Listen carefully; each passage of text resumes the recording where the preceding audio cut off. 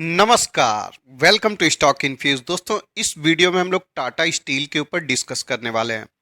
Company के quarter four का result out हो चुका है, तो सबसे पहले हम लोग क्वार्टर फोर के रिजल्ट को देखेंगे, फिर आगे डिस्कस करेंगे कि हमें इस स्टॉक में क्या करना चाहिए। दोस्तों, अगर कंपनी के रिजल्ट को देखने जाएंगे तो आपको सेल्स में 9% का ड्रॉप देखने को मिलेगा। पिछले साल के इसी क्वार्टर में 69,324 करोड़ का सेल्स था। लास्ट क्वार्टर में 57,084 करोड़ का सेल्स था, जो कि अभी घटकर 62,962 करोड़ का हो चुका है। नंबर काफी बड़ा है, लेकिन दोस्तों कंपनी के प्रॉफिट में देखिएगा 84% का ड्रॉप देखने को मिल रहा है। पिछले साल के इसी क्वार्टर में 9,835 करोड़ का प्रॉफिट था।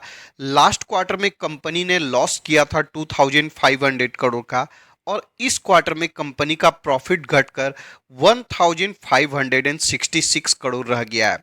तो कंपनी का सेल्स 9% से ड्रॉप किया है, लेकिन प्रॉफिट 85% से ड्रॉप कर गया है। अब दोस्तों, बहुत सारे लोग हैं यूट्यूब पर हैं या फिर टीवी पर हैं, बहुत सारे एक्सपर्ट आपको मिलेंगे जो टाटा स्टील को लॉन्ग टर्म स्टॉक्स बताएंगे, लेकिन मेरा पॉइंट ऑफ व्यू थोड़ा सा डिफरेंट है। मैं हमेशा बोलता हूं कि metal sector long term investment के लिए सही नहीं होती है। अब दोस्तों, लोग अलग अलग तरीका से इंफॉर्मेशन को सोर्स करते हैं। बहुत सारे लोग हैं जो वेब सीरीज देख कर आए हैं इन्वेस्टमेंट करने मार्केट में, और वेब सीरीज में हर्षद मेहता बोलते हैं कि टाटा का कुछ भी ले लो, लॉन्ग टर्म में फायदा ही देगा। अब दोस्तों, ये तो हो गई वेब सीरीज की बात, लेकिन प्रैक्टिकल दुनिया थोड़ी सी अलग है। अभी के समय अगर कंपनी के प्राइस टू अर्निंग रेशियो को देखने जाएंगे तो 16.7 का हो चुका है। कुछ दिन पहले कितने का था? 5-6 पर प्राइस टू अर्निंग रेशियो देखने को मिल रहा था, क्योंकि कंपनी का नेट प्रॉफिट घट चुका है, अर्निंग पर शेयर घट चुका है, इसलिए प्राइस टू अर्निंग रेशियो बढ़ चुका है। अगर लास्ट 10 ईयर का average price to earning ratio देखेंगे तो देखिए कितने पर है, 7.5 का है। करेंटली कितने पर है? 16 पर है। उसके बाद अगर लास्ट 5 ईयर का प्राइस टू अर्निंग रेशियो देखिएगा एवरेज, तो 5.8 का है, और करेंटली 16 पर है। तो अपने 10 ईयर 5 ईयर के average price to earning ratio से हायर वैल्यूएशन पर ट्रेड कर रहा है। और मुझे लगता है कोई बड़ी बात नहीं है दोस्तों कि नेक्स्ट क्वार्टर में कंपनी को फिर से लॉस हो जाए, क्योंकि अगर हिस्टोरिकली आप देखने जाएंगे तो कंपनी का प्रॉफिट कभी भी कंसिस्टेंट नहीं रहा है। आप देखिए, 5,000 करोड़ का प्रॉफिट था, उसके बाद कंपनी 7,000 करोड़ का लॉस कर लेती है, फिर 3,000 करोड़ का प्रॉफिट होता है, फिर 3,000 करोड़ का लॉस, फिर कंपनी का लॉस घटकर 400 करोड़ होता है, उसके बाद लॉस बढ़कर 4,000 करोड़ का होता है, फिर 4,000 करोड़ के लॉस से कंपनी सीधा 17,000 करोड़ के प्रॉफिट में पहुंच जाती है। प्रॉफिट घटकर आधा हो जाता है 9,000 करोड़। उसके बाद प्रॉफिट और भी ज़्यादा घटता है 1,100 करोड़ का। प्रॉफिट सीधा बढ़कर 8,000 करोड़ होता है, और 8,000 करोड़ से प्रॉफिट बढ़कर 41,000 करोड़ पहुंच जाता है। और इस साल का प्रॉफिट देखिए, 41,000 करोड़ से प्रॉफिट घटकर 8,000 करोड़ हो गया है। और कोई बड़ी बात नहीं है दोस्तों कि नेक्स्ट ईयर हो सकता है कंपनी को ओवरऑल लॉस देखने को मिल जाए।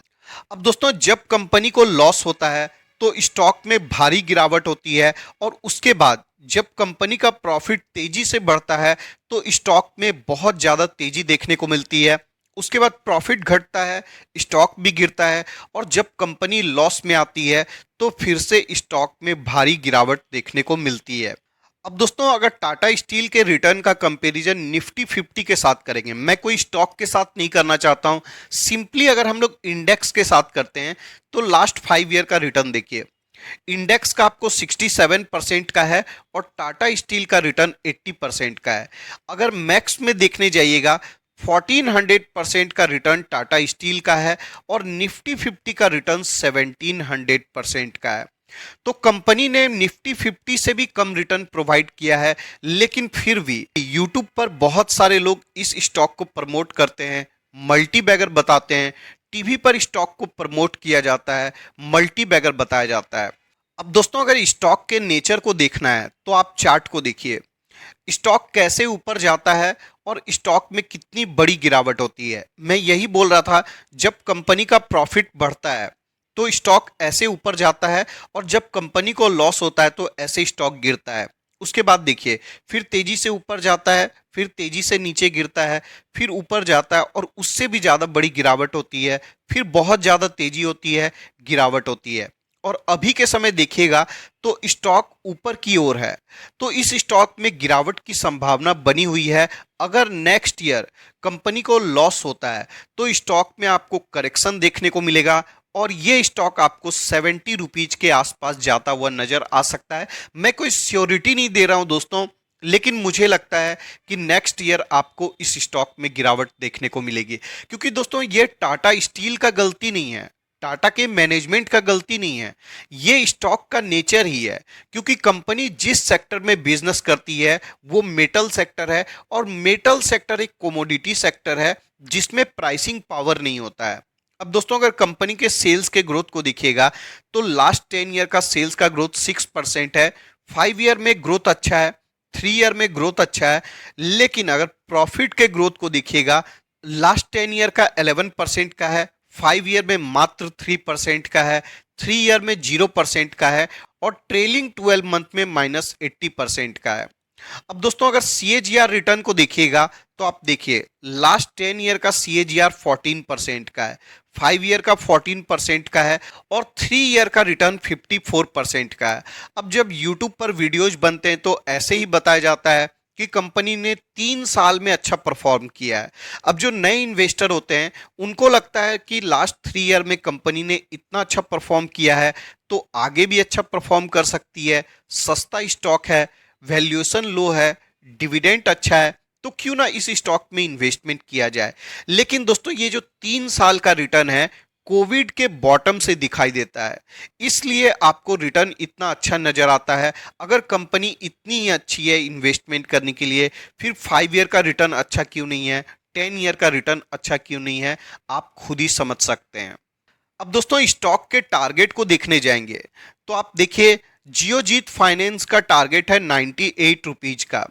उसके बाद अगर ICICI डायरेक्ट का टारगेट देखिएगा 130 रुपीज का टारगेट है, ICICI सिक्योरिटीज का टारगेट देखिएगा 120 रुपीज का है, एक्सिस डायरेक्ट का टारगेट भी 120 रुपीज का है।